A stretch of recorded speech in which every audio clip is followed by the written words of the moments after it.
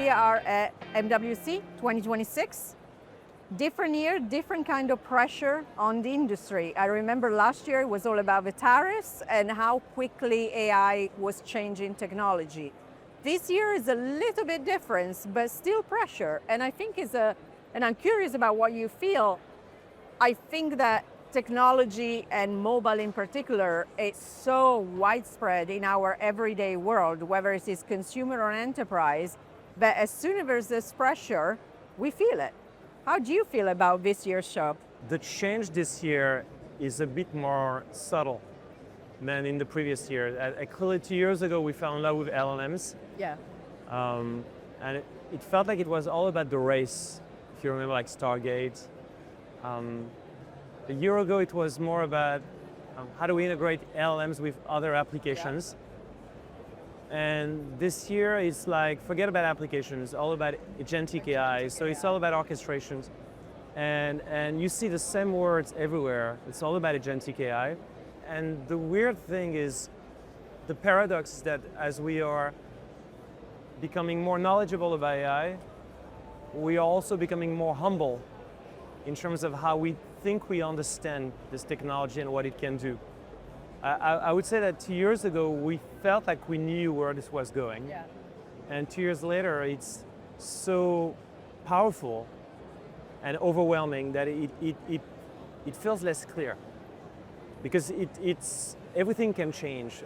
You can obviously generate code, which is an earthquake. I mean, the notion that developers can be replaced by Cloud or Gemini or what have you, it's an earthquake, really, because we're talking about the most valuable, or one of the most valuable jobs in the world being challenged by AI. The thing that kind of was overwhelming when I've learned, I realized that Claude, so the model from Anthropic, Yes.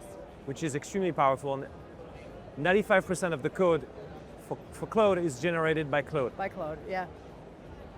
So that's kind of really surprising. I mean, it's overwhelming. The real question mark that I have this year, and I didn't have that the previous year, is do we have competition between humans and AI? Uh-huh. We believe at Orange that humans need to be in the loop, but is it a zero-sum game or not? I have my theory that we need to start thinking differently about the why the human is in the loop.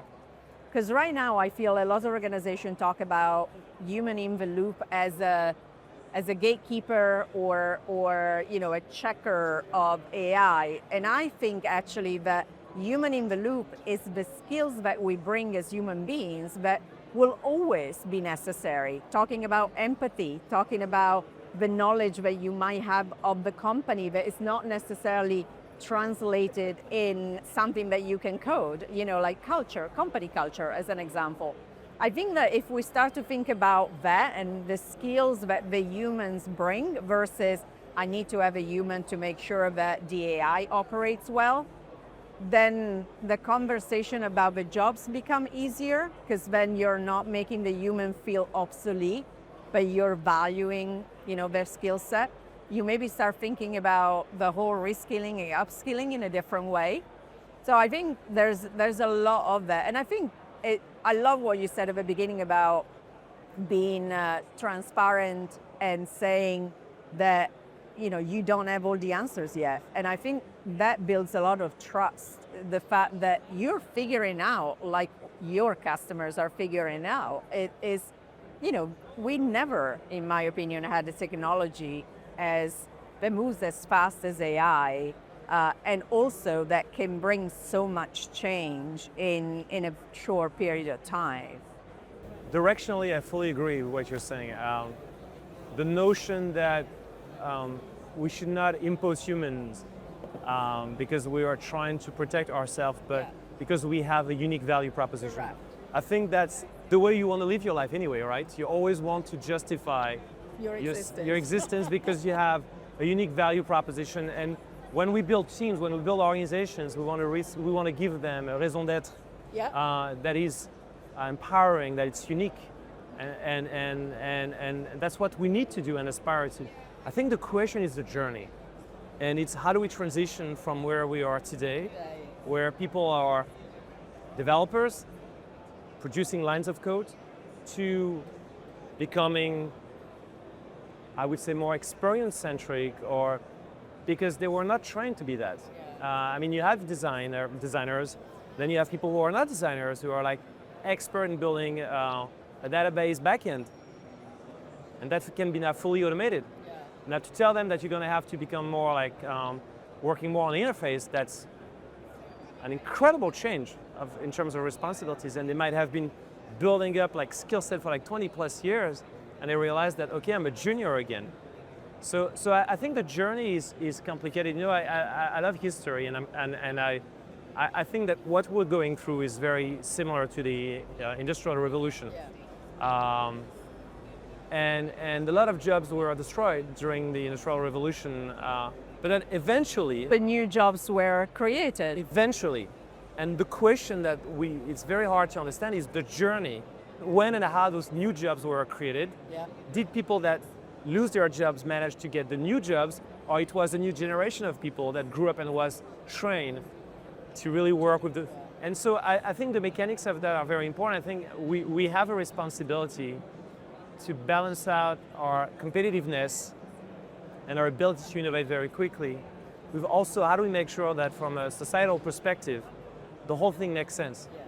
And for us, when we talk about trust, we want our customers to trust us, but I would say we also have to trust the transformation in multiple dimensions, that it has to be ethical. Yes. And so this is it's going to be a fascinating journey, but it's a journey, and the steps are, I would say we have to create the playbook. It does not exist yet. Yeah. But I think what you said is also about, the fact that you're substituting an agent, a human with an agent, being not really the way to go, right? Like a zero-sum game does not work. And I think that is almost the challenge that we have with new technology, where we try to replicate what we know instead of imagining what we could do with the technology. I always remember back in the day when we were starting playing around with virtual reality, and the first thing that Microsoft showed me on HoloLens was a spreadsheet. And I was like, that's not what I want to do, right? But is what we know. We're trying to change the things that we know to match the technology instead of having the technology guide us as to where we need to be. Talking of which, I've been in the industry for a long time, sadly, or maybe fortunately, I don't know which one.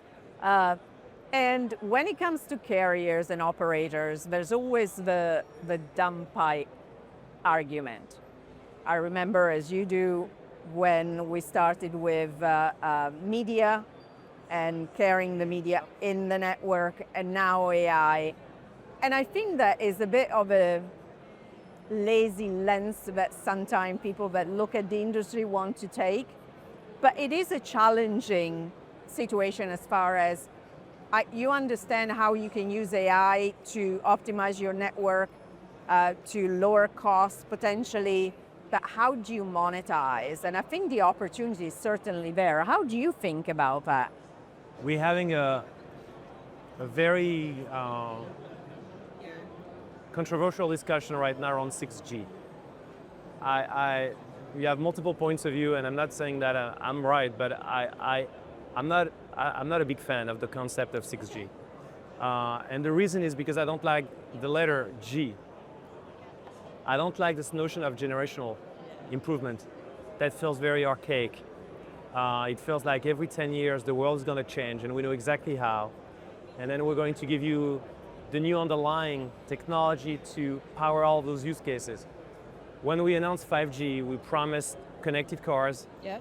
We promised remote surgery. Yes. When was the last time you saw someone doing performing remote surgery, right? It did not happen. And that's the reason why we did not monetize 5G in any specific way, because to some extent, it was just a supply thing. It was an infrastructure play, right? We were like upgrading our infrastructure. The pipes are not dumb in the sense where I always go back to telling people, think about the ability on your highways to double the number of cars every 2-3 years while reducing CO2 emissions and not having any traffic jam. Everybody would love to see that. Yeah. Nobody can pull that off. That's what we do. And lower incidents as well, right? Exactly. So lower crashes. The problem is that people take that for granted, but that's true innovation. The real transformation for any company that actually precedes technological transformation is cultural transformation. Yeah. And there are like a lot of societal experts that have developed a theory that the way you are rewiring your brain is directly tied to the kind of tools you are using. Okay. Right? You play guitar, at some point you are creating new neural connections, right? It's the same thing with tooling. And we see the way we use this has completely rewired our brain and the way we think about interaction.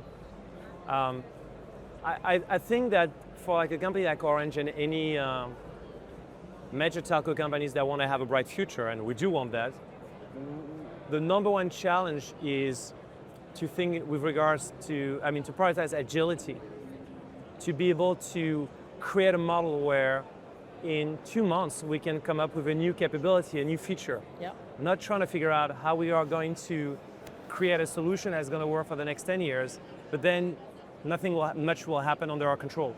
So we are transitioning from being a kind of a generational builder and provider to a very incremental, iterative, agile provider of services. Right. Once you are capable of doing this, the discussion shifts, because then I can say, okay, Agentic AI is happening. What are the requirements in terms of data privacy, data ownership? Maybe I need some kind of QoS. Maybe I need to be able to geolocate people based on what they're doing. Maybe I need to have some kind of live translation of whatever conversation they're having right now. If you are completely softwareized, cloudified, and agile, then you can roll out those capabilities incrementally in a matter of weeks, hence my anti-generational paradigm. And so that's the transition we're engaging towards. The teams are shifting into what we call a new operating model. But really, that's the technical world. It's a new cultural model. A model where we're embracing agility, where we understand that the right mindset is there's something new emerging. Can I mirror that use case that is emerging with the underlying capability? If you can do that, then you can build strategic relationships and synergy with that use case that is emerging and monetize that as a strategic enabler. You see what I'm saying? You're no longer a dumb pipe, you're a strategic enabler. Mobile operators have always had a little bit of a challenge in the way they talk about it. They talk about what you do. I really like what you said about being a critical enabler, because that's already what you do now. But it's really hard to talk about it that way. I think as we move to AI, you made the example of the meta glasses, but if we get to self-driving cars, the latency, it's not an option, right? Like latency on a intersection where you want AI to make a decision to, divert traffic or whatever the case might be, it means lives. We know we had like this use case of a blind person crossing the street, and they will need a real-time description of what's going on. Yeah. So that they decide whether or not they want to cross the street or they don't want to cross the street. Pick your car powered with AI. Then in that use case, I really need to play safe and have AI autonomously running on the device itself. Yeah. And so we're going to see, based on the use case, based on what can be done locally, because the question is, wherever AI runs, you're going to a dependency on energy. Yeah. So if you can power the whole thing, which you can usually with a car, that's fine. You can run fairly large model, and you have a lot of energy storage capability, right? Capacity. With glasses, it's the exact other way around. You have virtually no energy capacity, Yep. which means you cannot run much. You will have some, It will get better over time, but you won't have much. And in this case, people will say, okay, where am I going to run that LLM? I'm going to have to run that at the edge of a telco network. And then in this case, yeah, but for that to work, I need really low latency. So that's exactly the kind of discussion we're having right now. And as you see, we have to be extremely granular about the use case so that we don't build something that is useless. Yes. And in the past, we have been dreaming about use cases that had no bearing in truth. And now we are really paranoid about that. But we also don't want to become too conservative and miss on something great. So I think we've changed our methodologies. Be agile, be very close to the producers of those new use cases. And because you're agile and you see those things maturing, you don't have to be a prophet and figure out 2 or 3 years ahead of time what's going to be the new thing. Just see that it's happening, and then in 6 months it will be mainstream, and make that capability available to support that. Let's go back to agentic for a second, because I know you're a big proponent of agents. People were asking me at the end of last year, what do you think the kind of the trend for 26 is? And agentic AI is what everybody's talking about, even here. Do you think we are finally starting to see actual execution versus the big dreaming picture? Yeah. So I think the question is how. We have identified a few areas where we want to use AI. Obviously, the customer relationship, super important. Everybody knows and remembers the lousy chatbots. You don't have to be a genius to foresee that agentic AI is going to do an amazing job in understanding proactively what you need and automate a lot of things that can be done. That is happening now. We also know that we're using agentic AI to produce code. The question is, how am I going to use agentic AI to run my network? That we're making inroads. It's not Self-healing, all those things. That is happening, but it's a galaxy. So saying that we haven't started will be insulting a lot of the great work that our teams have been working on, but saying it's a problem solved, would be an overstatement. And it's going to take us years, but there's no doubt that this is going to be a massive change. And then you have all the processes, HR, finance, legal, procurement, sales. That is happening as well, right? I mean, proactively I can understand with agents, what is the situation with my customer? You know, what are the customers that potentially might benefit from this and that? And what I really like about those use cases is that you really have humans in the loop naturally. Going back to your point, because we really continue to bring unique value. And so I think there are like a few areas where I really don't sweat much about keeping humans in the loop. Others I'm a bit more worried, but I would say yes, it's happening, but it's going to be job line by job line. What we're doing is, the last 2 years we really focused with our chief AI officer in creating the tide that will rise all the boats. Yeah. So we spent extensive time training almost virtually every employee. and that's the way to do it, right? And now they have demystified this. Are they now capable of using this technology in a way that's transforming their job? Not yet. So now we are gonna work with what we call the pioneers, the trailblazers, in 2026 and exemplify them one function at a time and then scale it from there. Yeah, I think that is extremely important, because the more you have people talking about their experience instead of being scared of admitting that they use an AI, the better it's going to be. And having those champions inside organization is going to be absolutely critical for everybody to buy into it. I think what you were saying as well, as far as the path and the time that it's going to take, is important, because you need to strike a balance between guardrailing and being careful, because AI can, obviously, because of the speed at which it moves, it can be really dangerous, right? But at the same time, move innovation. So how do you find that balance between moving fast enough? I would say the following. If we believe it's a zero-sum game, even if I come up with a balance, it's not a good story. If it's a zero-sum game, and again, a zero-sum game means I have 100%, I need to allocate some of those percentage to humans versus agents. Yeah. That's not a good story. So the way to avoid and avert the problem or to mitigate it is to spend a huge amount of time and energy in making sure it's not a zero-sum game. Use our brain, our imagination, understand our customer needs. Are we really addressing them? What are the opportunities to really do something else? If we think that the future looks like the past, we're just going to use AI, it's not a good outcome. Yeah. Because then it becomes just an optimization discussion. That's right. But I don't believe that. I think historically it's not the case, and historically companies have been disruptors, have been those that have been reinventing the paradigm, changing the paradigm in terms of how we build value. So to answer that question, which is the fundamental one, we don't believe in a zero-sum game. And it means we're going to have to spend a lot of time, a lot of our energy, a lot of our passion that we have in huge amount in Orange to make sure that we use AI to create new outcomes, better outcomes for our customers. And part of that, I think, is your belief that from a network perspective, is not just about bandwidth, but is really about intelligent network.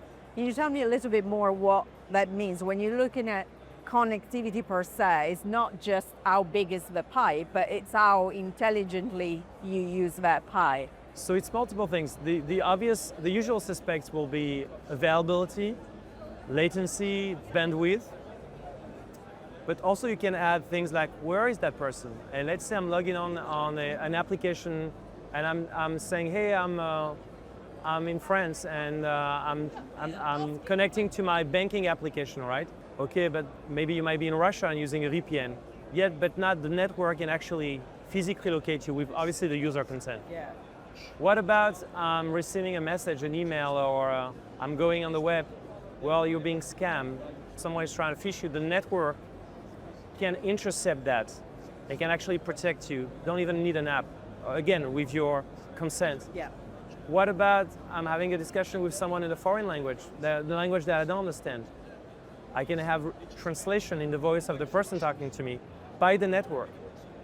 So you see it completely change and disrupt the way you think about what communication is all about, what connectivity is all about. Yeah. So it's not just about the behavior of the pipe, it's an awareness of the application and the service that we never had in the past.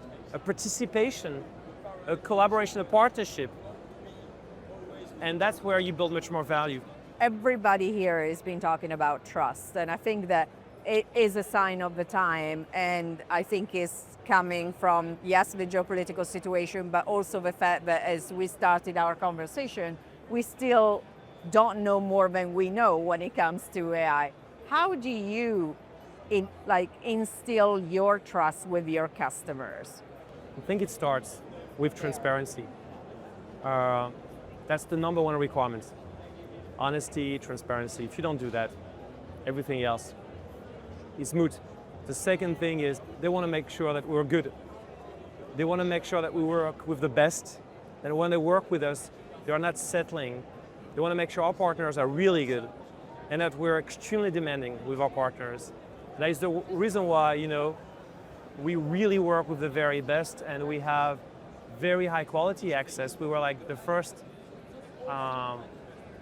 telco to have access to, I don't want to give too many names, but to have access to the first open weight version of a major LLM, could be Meta, could be OpenAI. Yeah. We're always the first to have access to the best technology or the best version of a technology or the more mature version of a technology. And so they know they get the very best. And so because of that, when we tell them those are the trade-offs, it's as good as it gets in the industry. And so I think they are telling us two things. Orange, you need to be trustworthy, you need to tell us the truth, and also you need to be extremely good. And those are the two things we have to do. We have to do very well.